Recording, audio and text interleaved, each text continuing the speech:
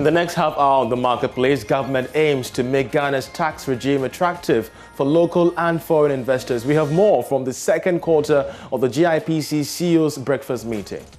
And at the end of the day, clearly any tax exemption rebate must be planted in law. And if there's no law that enables that, then it means that you have to find another structure to make sure it works. Also, Ghana Revenue Authority directs bulk oil distributors to halt supplies to almost 60 oil marketing companies over non-payment of some 641 million cedis in taxes. Plus, the Chamber of AgriBusiness Ghana proffers policy options and recommendations for transforming Ghana's agri sector to achieve food security. We'll hear from its chief executive. Hello once again, my name is Charles Aite. We have details after this break.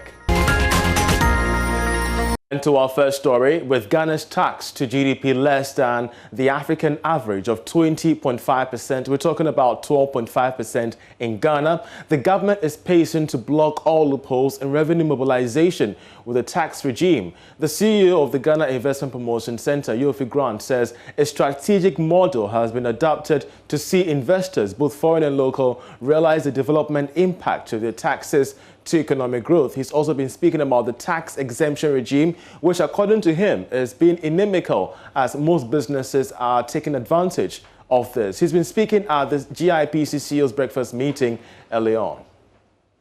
And at the end of the day, clearly any tax exemption rebate must be planted in law. And if there's no law that enables that, then it means that you have to find another structure to make sure it works. We do recognize that most investors want some sort of incentives. But global literature will tell you that it's not incentives that bring investors to the market. And most of the times, incentives work when you are looking at efficiency seeking foreign direct investment, where they compare one location to another in producing high technical stuff. But for the general market seeking and resource seeking investor, incentives are not as important. What is important is the opportunity and the ability to grow their business.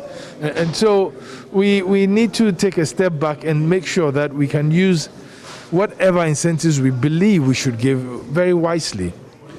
At GIPC, one of the suggestions that we are making in our reforms is that perhaps we should actually move away from the strategic investor to another tier called the responsible sustainable investor, where we are suggesting that we should only apply our incentives to foreign direct investors who enable us achieve the SDGs, one, and secondly, who partner with local people, two, and three, other categories that are useful to the economy and brings back value to the economy.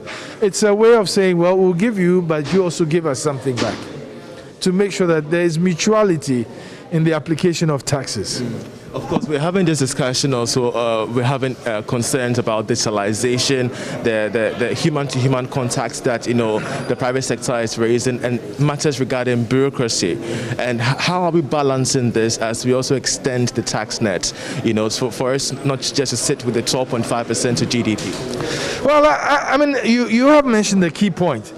The fact that tax revenue to GDP is only 12.5% shows that we are not reaching the broader consensus of tax. And I hear a lot of people say that we are being overtaxed. But when you have a tax rate of 12.5 to GDP, whereas our peers are somewhere looking at 20% and above, then you know that you are not collecting the taxes that you can. And I did give examples of how people don't realize how important it is.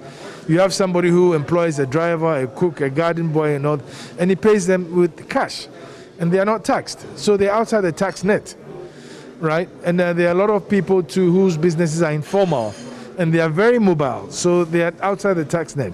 But digitalization and the registration of everybody biometrically and digitally will mean that we know who you are, and we know how you can contribute to the development of your country by making sure you pay the appropriate tax. It's important.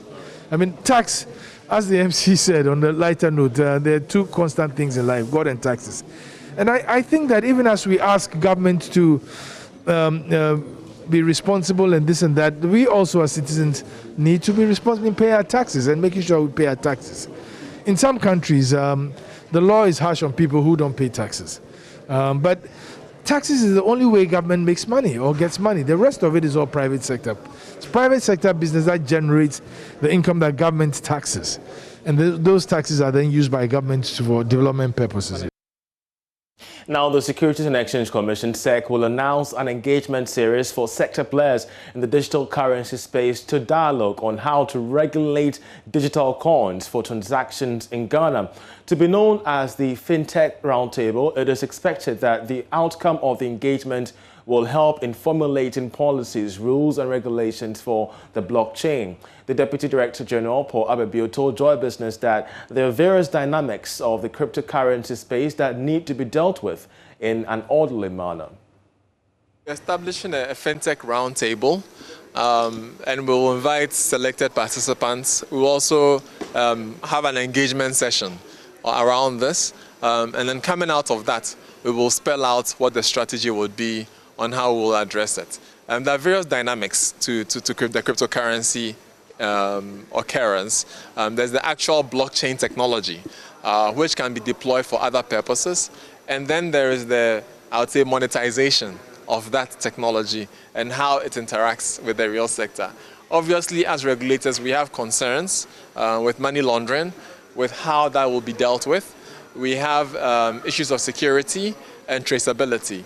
And so those discussions have to be held. In terms of timeframes, I think once we form this work group, they will also come out with a roadmap on the implementation, and then we'll come out to the public once we have a sense of the direction that we'll take on that. Almost 60 oil marketing companies could be forced to shut down the operations in the coming days. This is because the Ghana Revenue Authority has directed the bulk oil distribution companies to halt supplies to firms over non-payment of taxes. George Yafi has the latest on this development. Documents cited by JoyBusiness put the exact number of oil marketing firms that are said to be blacklisted at 58. These are companies that have collected taxes on behalf of the state but have failed to make the necessary deductions and paid to the Ghana Revenue Authority. These are levies and taxes that these firms have collected based on the liters of petroleum products sold to the market, as well as VAT collected especially for firms that are operating many markets at these service stations since last year. While the Ghana Revenue Authority has been able to collect some, others can be described as irrecoverable for now. Based on these documents, the total debt owed by these companies can be pegged at 641 million Ghana cedis. You're still watching The Marketplace. The Chamber of AgriBusiness Ghana is calling for the promotion of entrepreneurship and business startup training to attract investors and the youth into the agri sector. Now, this is one of the many solutions it has proffered in transforming the sector. The solutions were captured in a report issued by the Chamber, which is captioned Agri Transformation in Ghana, an insight into the MPP and the NDC past performance, future perspective and policy options. And of course, we put together some key highlights of the report you can see on your screens. The very first point is that in the context of chronic agri underinvestment, enhancing agri sector spending could generate substantial gains in productivity, employment and livelihood. It goes further to say that experiences from countries like Israel, Brazil and China show how better expenditure targeting can drive agri growth. Also, it further helps us understand that Ghana presents overall favorable conditions for agribusiness. To achieve this fully, there is a need to deepen and quicken the pace of reforms required to attract private sector investment in the agri-business value chain. Also, linking farmers to markets are very much essential to agri development and rural poverty reduction, and which of course is critical to job creation. It goes on to the fifth point, stating the fact that skills development, particularly focusing on technical, managerial and organizational skills required for agribusiness investment, is critical. Also, it is essential to promote entrepreneurship and business startup training to create a demonstration effect to attract investors, including young people, into the agri sector. Thankfully, we're joined by the Chief Executive of the Chamber of AgriBusiness Ghana, Anthony Morrison. Anthony, we're so grateful that you joined us. These are key pointers that you raised in that particular flyer. But first of all, why have these policy options become necessary? Thank you very much, and a very good afternoon to your viewers. This has become very necessary, not because of any particular challenges, but in view of the fact that we're looking at the world food systems after the COVID-19 and what we need to do as a country to be able to position ourselves to secure our food security and most importantly, nutrition as a country.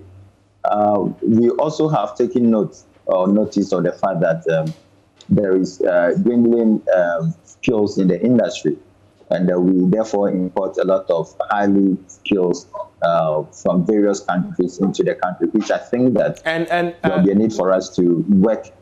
Not to hold you on that, regarding the various skills that we have. Great. Regarding the matter of skill set, I mean, which particular sector, space in the value chain are you referring to? The farm gates, the market centers, the distribution channels? Where exactly are we lacking the skills? So, for instance, I'll put it in the various production level. We have the upstream, the downstream, and the midstream. Now, most importantly, the main areas of production, which is the downstream, we need the expertise in the areas of agronomy. We need expertise in soil science. We need expertise in experts that are able to solve pest issues and all that. Also, challenges with post-harvest. We need expertise that are able to come in and provide the necessary post-harvest expertise for farmers to be able to make sure that they avoid losses on their farm. Now, as we're looking at the crops level, the aquaculture industry also have these peculiar challenges.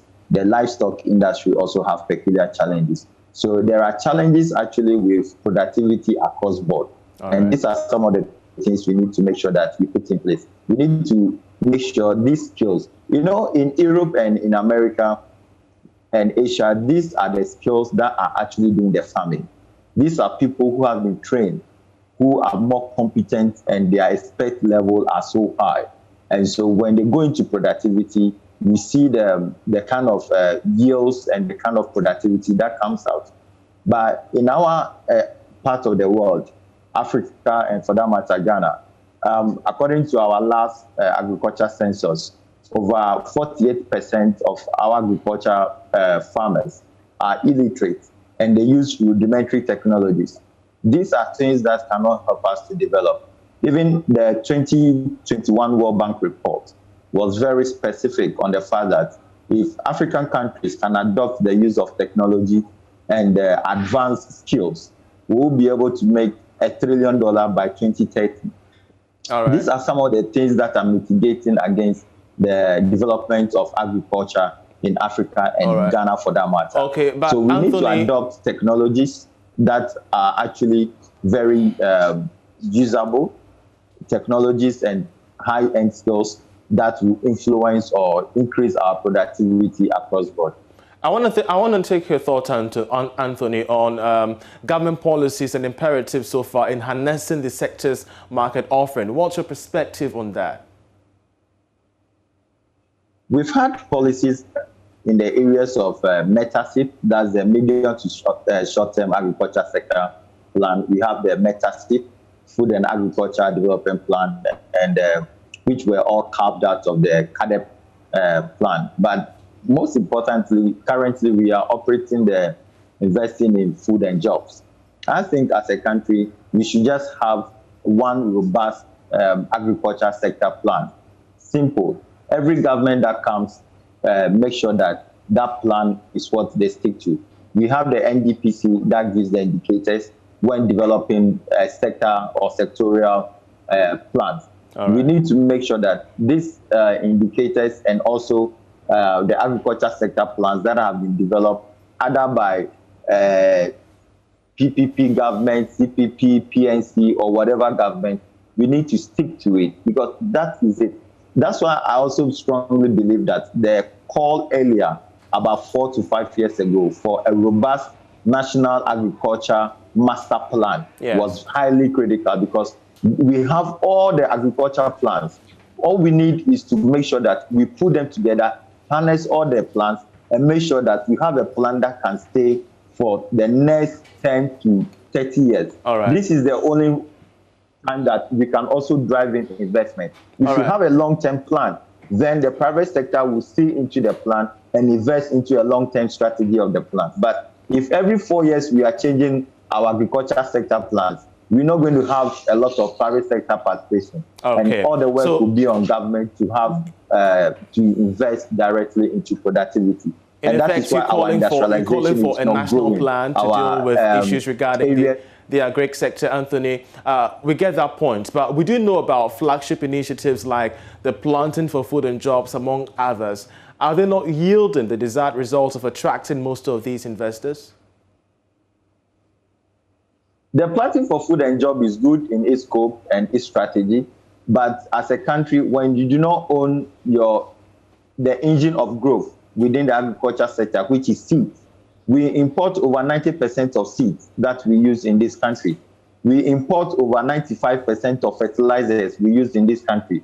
We import almost 100% of agrochemicals we use in this country. So when you bring out a project, a unique project like PFJ, and most of the things that are needed are all exported, then you are not actually protecting the growth. And let me also add that the development level of every developed country or the development process, the strategy, has 3 levels. You're talking about agriculture, you're talking about industrialization, and you're talking about servicing. Sure. It is high time we peg agriculture as the key to entooling the industrialization and services.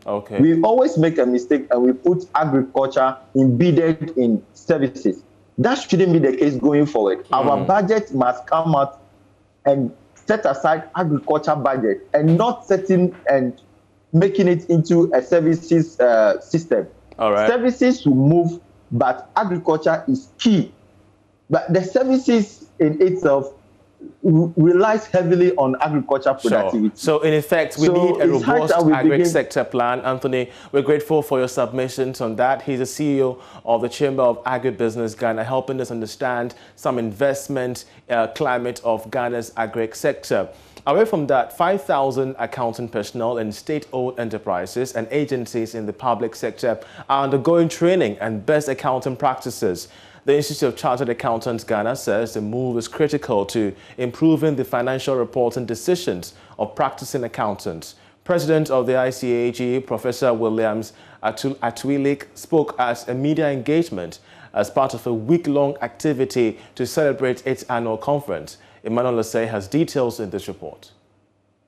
Members of the Institute of Chartered Accountants Ghana are in Kumasi for its annual conference celebrations.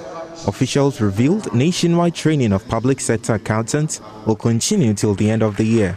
Professor Williams Atuilik is president of ICAG. We are providing training to the cadre of accounting staff across the public sector, MDAs, MMDAs, constitutional bodies, autonomous institutions, statutory bodies, and indeed all covered entities.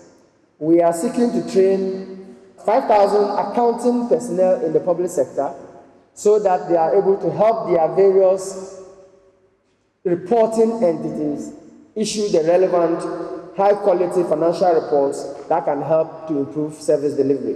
We are excited to be involved in this, and we are hoping that it will bring a lot of transformation in the financial reporting landscape. The 2021 Accountants Conference under the theme Business Continuity and Sustainable Development, the Role of Technology, is scheduled for 2 days. The objective is to improve the agencies to make impactful decisions. Kwesi Ajiman is CEO of ICAG. Basic transformatory issue would be strengthening the regulatory arm of the institute. Every year we set aside a week to celebrate Accountants Week. And key activity of the week is to have accountants conference. And in the accountants conference, we seek to go through new trends and waves that are affecting the practice of accountancy in our country. And this year is no different. So we are meeting till Wednesday to have the conference to look at business sustainability and also looking at how technology is impacting on the operation of the accountancy profession in the country. Mr. Agyemang adds that the passing of the new accountancy ACT by Parliament will strengthen the regulatory arm of the institute. The IPSA certification basically is to strengthen public sector accounting reporting or financial reporting. So what we are doing is to strengthen the brains of public sector accountants in discharging their duties as far as reporting is concerned. The bookkeeping, recording of transactions, and then reporting the results of transactions. It's more transparency, and then also making reporting in a way that will be very meaningful to stakeholders. The institute will meanwhile hold its annual general meeting on Friday. Reporting for JoyNews, Emmanuel Osei, Kumasi. You're still watching The Marketplace. We're taking a short break. When we return, we talk entrepreneurship this day.